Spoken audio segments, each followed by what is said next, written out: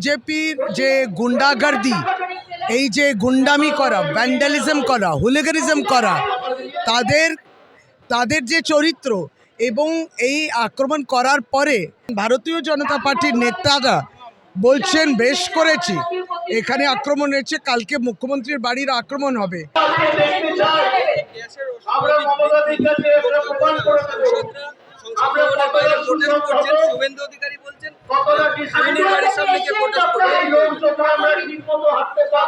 দেখুন, মানুষ অসহায় অবস্থা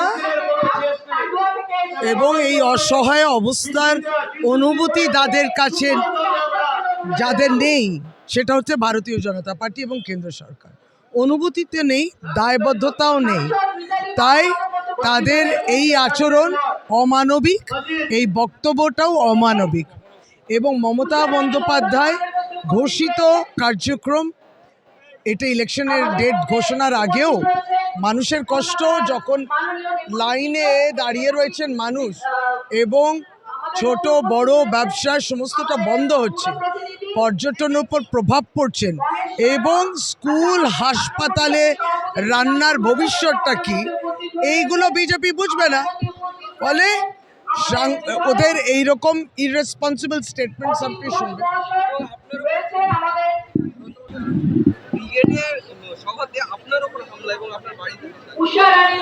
এটা বিজেপির যে গুন্ডাগার্দি, এই যে গুন্ডামি করা, ভ্যান্ডালিজম করা, হুলিগানিজম করা, তাদের যে চরিত্র এবং এই আক্রমণ করার পরে ভারতীয় জনতা পার্টির নেতারা বলছেন বেশ করেছি, এখানে আক্রমণ হয়েছে, কালকে মুখ্যমন্ত্রীর বাড়ির আক্রমণ হবে, তাতেই আরও প্রমাণ করে দিল যে তারাই আক্রমণটা করেছে।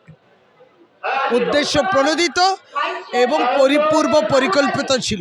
এবার আইনের পথে চলবে, আমাদের দমানো যাবে না।